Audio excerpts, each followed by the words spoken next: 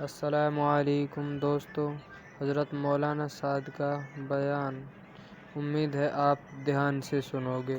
یعنی زمانے کا وہ فتنہ ہے جس نے علم کا، علماء کا وقار ختم کر دیا ہے، اور ایک حرام کام کا تصویر کشی قطعاً حرام ہے، اس کو جائز کہنا تو گمراہی ہے۔ اسے اپنے آپ کو بچائیے، اسے اپنے آپ کو بچائیے۔ یہ ایک ایسا فتنہ ہے جس کو بعض علماء نے میزائل کہا ہے کہ میزائل جو تباہی میزائل آتا ہے وہ اس سے بڑی تباہی سے آ رہی ہے، وہ کہتے ہیں موبائل یہ میزائل ہے۔ اس لیے میں تاکید سے کہہ رہا ہوں کہ ہمارے ماحول میں کسی کو گنجائش نہیں، یا شریعت میں گنجائش نہیں۔ ہمارا ماحول کیا ہوتا ہے؟ شریعت نے انکار کر دیا، فرمایا ہر مصور جہنم میں جائے گا۔ آپ کو معلوم ہونا چاہیے جن لوگوں کو اللہ والوں کی تصویر لینے کا شوق ہے، جن لوگوں کو اللہ والوں کی تصویریں لینے کا شوق ہے، ان کو یہ بات معلوم ہونی چاہیے کہ اللہ والوں کی تصویروں سے ہی دنیا میں بت پرستی شروع ہوئی ہے۔ جی ہاں، معلوم ہونا چاہیے سب کو۔ تصویروں کی دنیا میں ابتدا کہاں سے ہوئی ہے؟ بتوں کی پوجا کہاں سے شروع ہوئی؟ بتوں کی پوجا کہاں سے شروع ہوئی؟ معلوم ہونا چاہیے نا۔ اتنے دنیا کے اندر بت پوجے جاتے ہیں، کروڑوں کی تعداد میں، کہاں سے آئے، کہاں سے شروع ہے؟ یہ دیکھو عجیب حالت ہے، جہاں آواز سنتے ہو ادھر ہو جاتے ہو۔ میں کچھ کہہ رہا ہوں، ادھر دیکھو نا میری طرف۔ یہ تو شیطان ہے جو چیخ رہا ہے، تم بھی شیطان بن جاؤ اس کے پیچھے۔ بت پرستی کہاں سے شروع ہوئی؟ یہ معلوم ہونا چاہیے۔ بت پرستی شروع ہوئی ہے اللہ والوں کی تصویروں سے۔ نوح علیہ السلام کی قوم میں 5 جنے بزرگ تھے۔ شیطان نے مشورہ دیا آج کل کے شیطانوں کی طرح کہ ان کی تصویر بناؤ بزرگوں کی۔ شیطان نے آج کل کے شیطانوں کی طرح مشورہ دیا نوح علیہ السلام کی قوم کو کہ اپنے بزرگوں کی تصویر بناؤ، ان کی یادگار رہے گی۔ ان کی تصویریں بنی۔ اب تصویر بنانے کا طریقہ بدل جائے تو بدل کر رہے گا، کیا بات ہے؟ آج یہ کہ یہ حلال ہے، وہ حرام ہے، یہ جائز ہے، وہ ناجائز ہے۔ انہوں نے تصویریں بنائی بزرگوں کی شیطان کے کہنے سے، پھر ان تصویروں کے مجسمے بنے۔ ان کی تعظیم بڑھتی گئی کہ جی تصویر تو پھٹ جائے گی، کچھ دن میں جو ہے ہلکی پڑ جائے گی یا ضائع ہو جائے گی، ان کے مجسمے بنا دو تاکہ یہ باقی رہے۔ یہاں سے دنیا میں بت پرستی شروع ہوئی ہے۔ میں تو آج بھی کہتا ہوں کہ اگر ان تصویروں سے بت بن سکتے ہیں تو ان تصویروں میں کیا بتوں کی بو نہیں ہوگی؟ کیا ان بتوں کی ضرورت نہیں ہوگی؟ جو تصویر بت کی شکل اختیار کر سکتی ہے، کیا آج ان تصویروں کے اندر بتوں والی ضرورتیں نہیں ہوں گی؟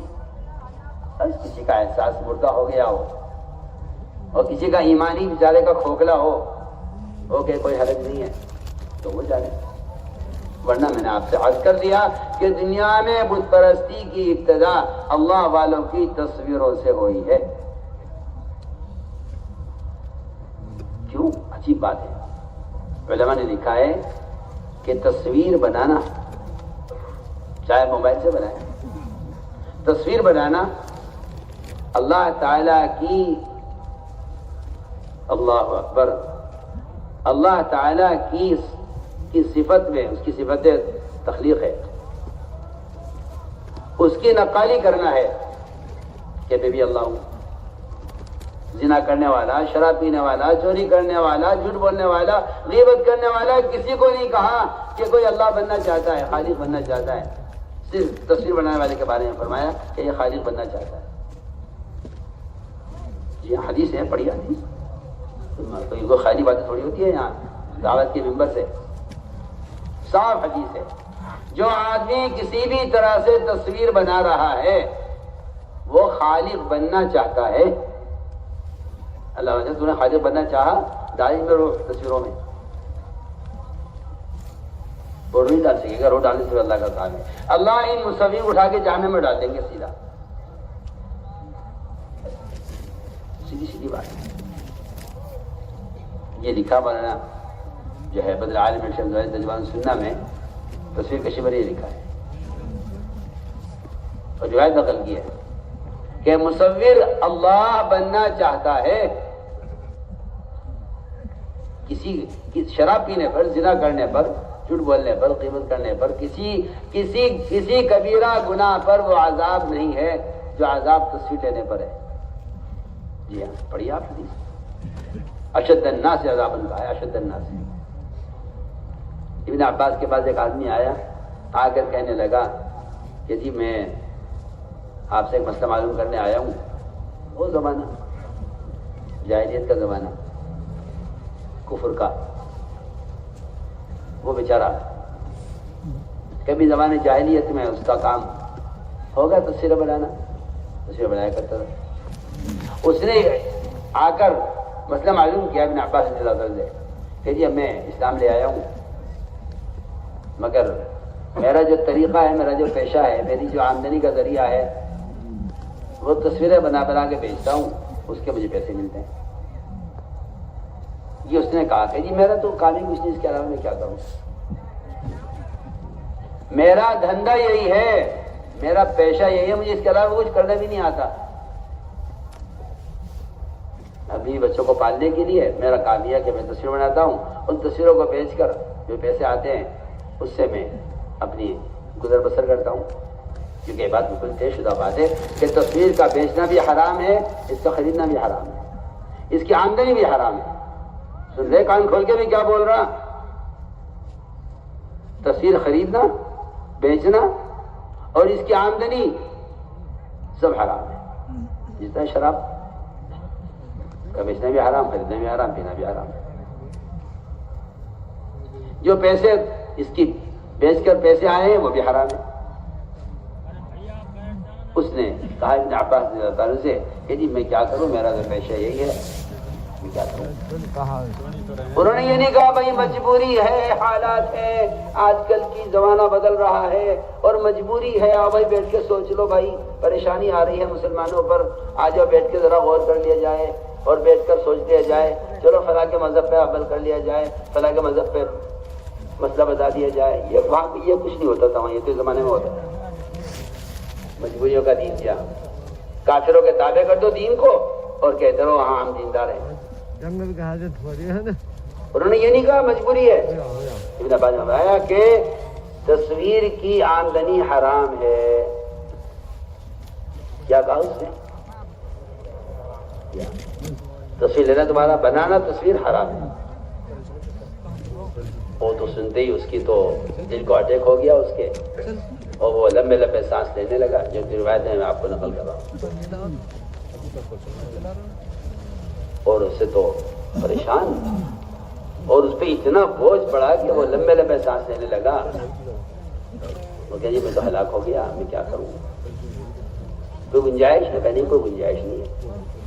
آپ کا عمل بھی حرام ہے، آپ کی آمدنی بھی حرام ہے، آپ کا تصویر بنانا بھی حرام، بیچنا بھی حرام، خریدنا بھی حرام۔ سنیں موبائل والے، سنیں میں کیا بول رہا ہوں۔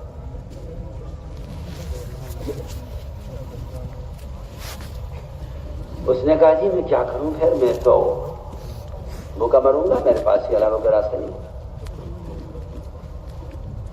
ابن عباس نے فرمایا دیکھو، اگر تم پریشان اور مجبور ہو اور اس کے علاوہ تمہارے پاس کوئی راستہ نہیں ہے تو پھر میں تمہیں اس کا مشورہ دیتا ہوں کہ تم پہاڑوں کی، دریاؤں کی اور درختوں کی تصویر بنا دیا کرو، اسے بنا کے بیچ کے گزارا کر لو۔ یہ نہیں کہا کہ بھائی تمہاری مجبوری ہے اور تو ہم تمہیں اجازت دے دیتے ہیں تصویر کی، کہ نہیں، تصویر حرام ہے۔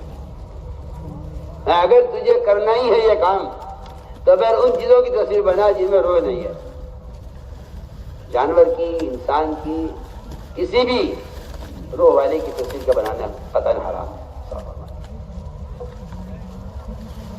لیکن کیا افسوس اور صد افسوس کہ مسلمان کو بے ادب بنا دیا، یہ کہہ کر کہ یہ کرنا جائز ہے، یہ کرنا بھی جائز ہے، یہ کرنا بھی جائز ہے۔ جی ہاں، اسے بے ادب بنا دیا، اسے ننگا کر دیا، اسے بے ادب بنا دیا۔ اس لیے ہم تاکید سے کہتے ہیں ہمارا ایسی قطعاً کوئی گنجائش نہیں ہے، یہ فعل قطعاً حرام ہے اور ایسا کرنے والے کو حرام کا گناہ مل رہا ہے۔ وہ جو چاہے باتیں بنا لے، کچھ کر لے، لیکن جو بات ہے وہ بات ہے۔ کریں گے بچے، بچیں گے انشاءاللہ اس سے، بالکل صاف صاف۔ اس طرح میں اس لیے عرض کر رہا تھا کہ یہ سارے کام اللہ کی رضا کے لیے ہوں، اس لیے اپنی نیتوں کو ڈھلتے رہی ہو، اپنی نیتوں کو سامنے رکھیے ہر وقت، کس لیے کر رہے ہو، کس لیے کر رہے ہو۔ ان صفات کو اندر پیدا کرنے کے لیے اللہ کے راستے کا خروج ہے۔